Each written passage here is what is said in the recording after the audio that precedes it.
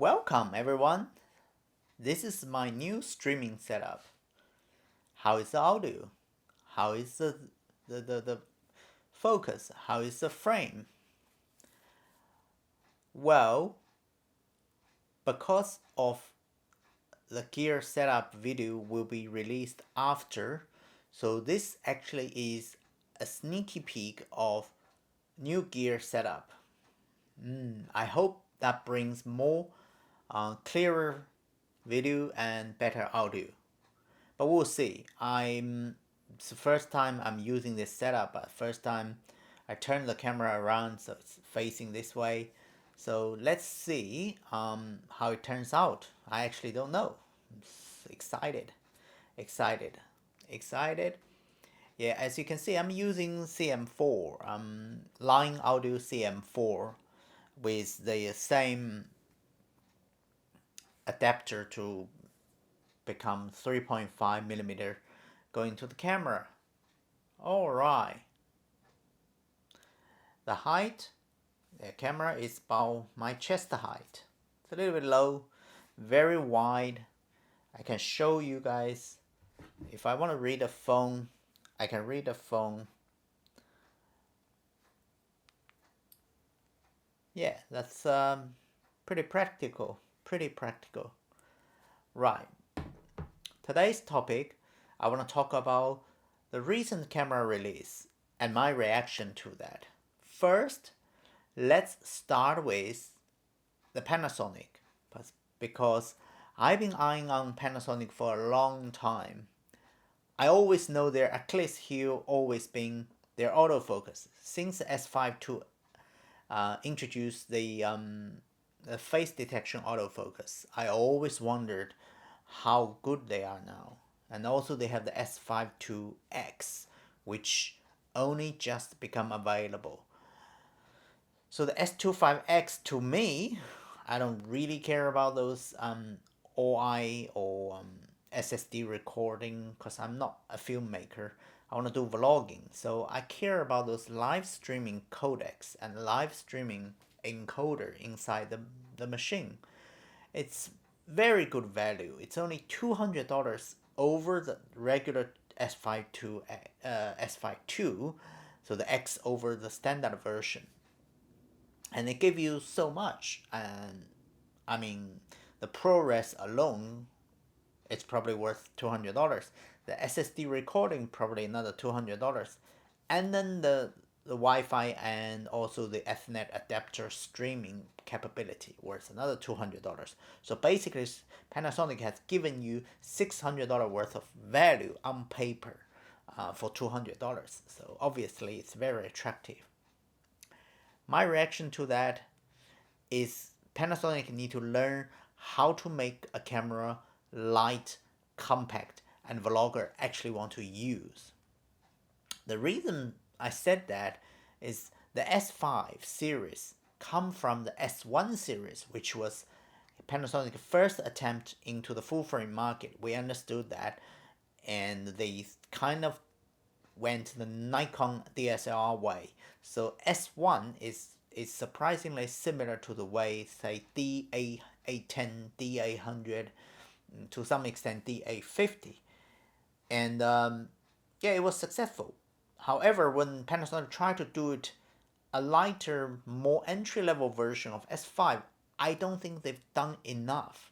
They've made some changes, they make it more compact, but it's largely similar. It's largely feel big and heavy.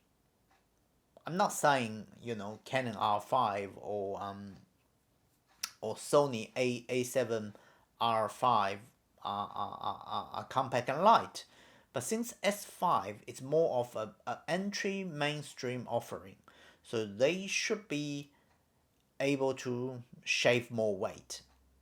The reason being, the reason I like a compact camera being, when you reduce, it's like analogy to car. When you reduce the weight of the car, you then don't need as much power from your engine. Then you don't need to burn as much fuel, and then you don't need the massive rim and massive tires, and then you don't need that much grip because the car doesn't weigh that much. Then when you stop, you don't need that much brake, and all the components will shave more weight from where you begin with. So it's kind of loop train. So with camera, obviously the sensor and digital processor is very important. However, Canon has proved, well, Sony lately has proved to the world that you don't have to build a rugged big body around a very good sensor and a very good digital processor. So the camera I'm gonna talk next is the Fujifilm XS-20. On paper, it looks fantastic.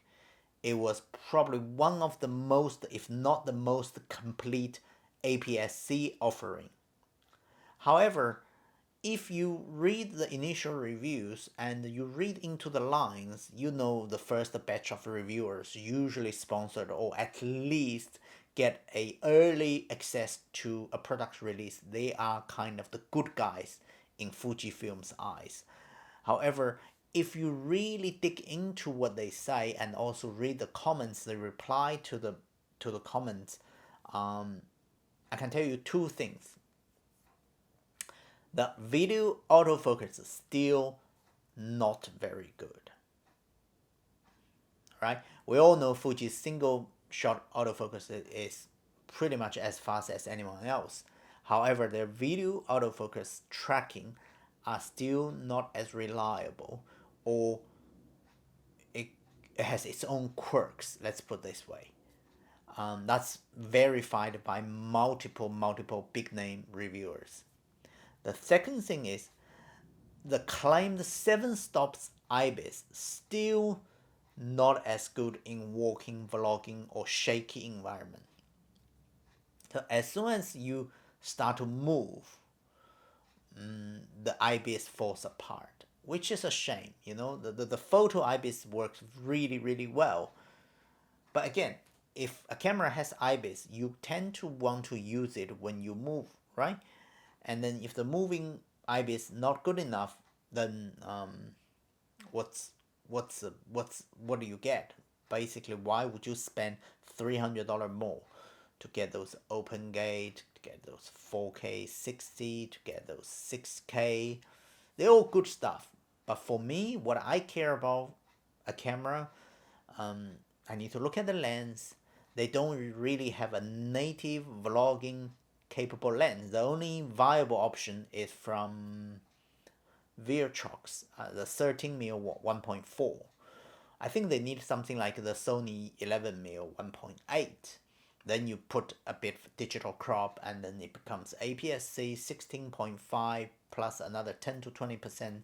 You're looking at about 18 to 20. That's the golden range. In a full frame term, after digital cropping, 20mm or 18mm, which is this lens I'm doing. I'm using the Canon RF 16mm, which I used to have. This is repurchase, and this is about 20mm. This is arm's length. I'm about 1.3 meter from the camera, and I'm about 30 centimeter, 8 inches off from the microphone. This is the audio you get. This is the video you get. This is comfortable. If I need to, I can take the quick release out, move the camera like that, or I can hold the whole tripod. It's not that heavy. It's doable. Right? Think this way. If I had to do this in a pinch, I would not hesitate to do it. Right? But if I travel, I'm probably not going to take the round base, the tripod, the monopod. I'm probably only going to travel with something a bit smaller and lighter. I'm still thinking. I'll show you guys when I'm ready. Yeah. That's why I thought about getting a Panasonic S5 II. I thought about getting Sony ZV-E1, where ZV-E1's problem is probably different to all the other Sony has all the technologies. It does not need a better IBIS or better photo or video autofocus or tracking or card. That's not Sony's problem. The Sony's problem is their crop. Their digital step crop way too much, like 40% of the field of view. That's ridiculous. It's like your I've seen so many videos suggest to use APS-C lenses on Sony ZV-E1. So what for? You buy a full frame sensor and then you use the middle 1 over 1.5 square, which is 1 over 2.25. You use the middle 40% of the whole sensor you just paid for. And then you use some sort of clear zoom, which is just another way of digital zoom. And then you use dynamic active stable or whatever. I don't get it. What for? Right? You bought a full frame sensor because you want a full frame look. Just use a full frame lens.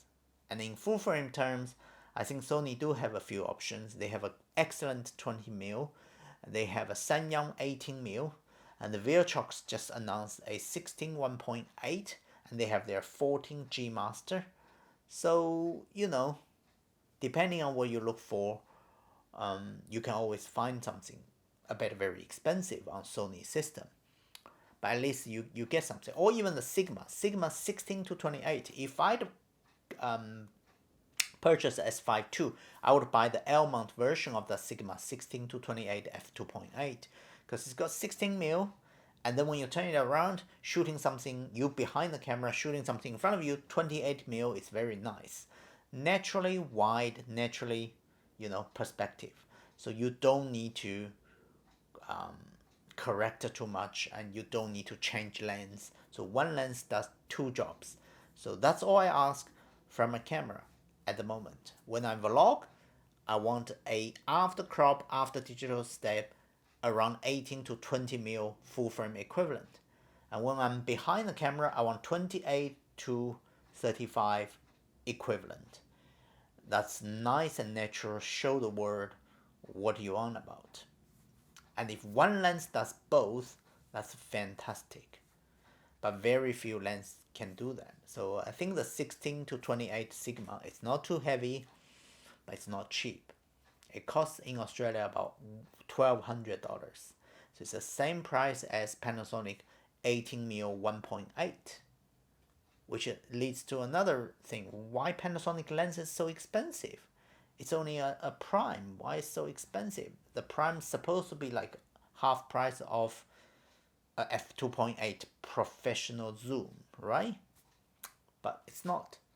It's quite expensive. So yeah, as you can probably have guessed, I'm not shooting 4K 60, but I could, and I will not lose any of the field of view. That's the reason I choose the Canon R8, because if one day I switch up, I spec up, I got better computer, I can do my post editing on a M2 power or M3 powered MacBook or MacBook Air or Pro, whatever, or Mac Mini. It's actually doable in full frame 4K 60. IBIS. Well, everyone say, oh, it doesn't have IBIS. It doesn't have IBIS. I don't need IBIS. I do not need IBIS. At the moment, I don't feel the need for IBIS. Look, I don't have IBIS now. Do I lose anything? I'm not. Right? No IBIS. I'm fine. I'm totally fine. Right? When I walk vlog, which will be my next test, you will see. Alright. That's my quick reaction to the three cameras we mentioned today. S5 II, mainly the X variety, the Fujifilm XS-20, and then the Sony ZV-E1. So in short, the S5 IIX is fantastic value, but with kind of limited option for vlogging lenses and quite expensive. And then the ZV-E1 has ridiculously large digital crop factor But otherwise, a fantastic offering. Very small, very compact, very capable. Good battery, long battery life. And the Fujifilm XS-20, great battery, lasts the longest of them all. Poor IBIS implementation, and a little bit of wanky, could be jarring, could be a bit hit and miss, those video tracking, autofocus. But apart from that, the reason I choose R8 and why it served my purposes, I will talk about that, and with a video with R8 on my hand and do another video. Maybe I'll use another camera to shoot that video. But today I'm using the R8 to shoot me, so I don't want to talk. But it is small, it is compact, it literally fits in a bag you wouldn't use for camera. It fits in my travel sling bag. It's like tiny little bag. I put my passport, my wallet, and chuck this camera in, and even put a second lens or even third lens. The RF50, the newly announced RF28, and this RF16, 3-lens package. Travel around the world, you don't even need a camera bag. You can put in a little sling bag, 3-liter sling bag, 2 lens plus 1 camera. That's my take, that's my choice. I hope you guys enjoyed it. I found some ways to extend the battery life, and I mitigated the issue. Main 2 issues are IBIS, which I use digital step enhanced with a 16mm at a 1.8, and another thing is the poor battery life, and I will use either a dummy battery with a USB power bank, integrated power bank, or I will use just USB-C powering, so power delivery when I'm operating the camera, and then the power bank power delivery too. Yeah, the power bank is like 5 times, if not 10 times the size of the little E17 battery. So battery life is not a concern for me. And yeah, single card, I'm never worried. I just do a retake if I ever lose a footage of my vlog.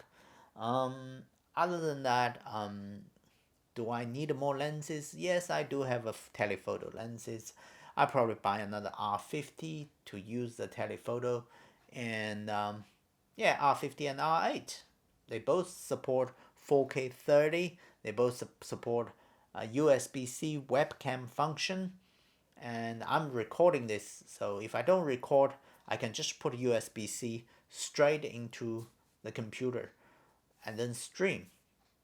This will be my stream setup. What do you guys think? Leave the comments below.